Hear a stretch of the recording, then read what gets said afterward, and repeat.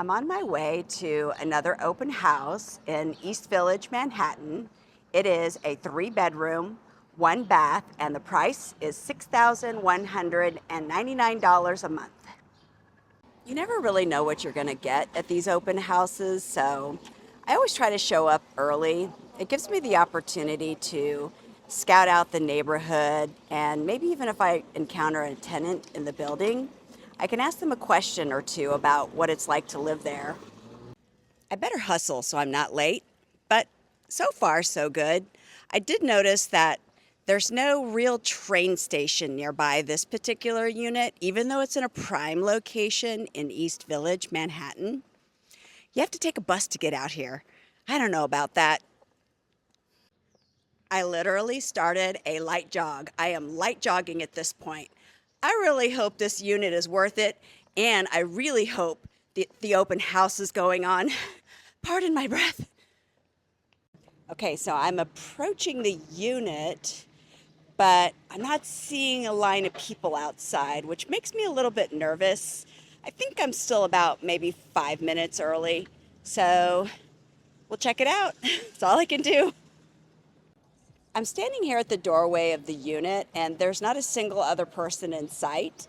I am a little bit early, thank goodness for that marathon training that I'm doing. But yeah, there's nobody here yet, so we'll wait a few minutes to see if anybody shows up. Hopefully they do. This is very typical to show up to an open house like this, a little bit blind, hoping to get in to see the unit. A lot of times they do show up, but you just simply don't hear from them before they do. So get this, it was canceled. I was at the right place at the right time, but they canceled the open house. This is typical.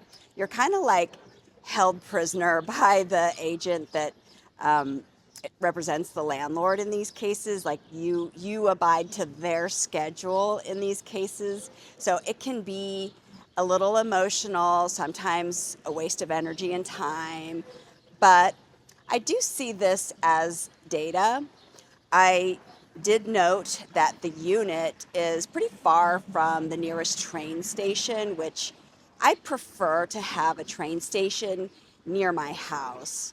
So you would have to take a bus to get to the nearest train station, or you can walk like I did. Walking like I did took about 25-ish, maybe 30 minutes. I had to jog some of it. So it's a little bit out of the way.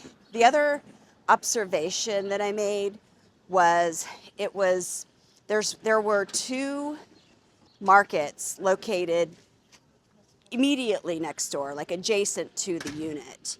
And that means that there's going to be a lot of foot traffic in and out of those markets every day. I don't know if they're open at nighttime, but probably at night as well. And so if that's a factor, like if you're not a fan of being close to commercial businesses like restaurants or delis or markets immediately outside of your doorway, it might not be the right unit for you. So I didn't take it as a total loss. I think that it was good to be able to see the data.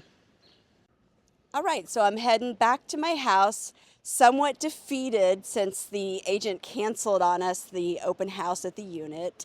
But once again, like I said, we got some data, so that was good. If you would like some help finding an apartment in New York City and you want to bypass some of the emotional turmoil and maybe preserve your own energy, feel free to reach out. You can leave me a comment. And if you're interested in following along in my journey, which I hope you are, then please subscribe and follow. Thanks.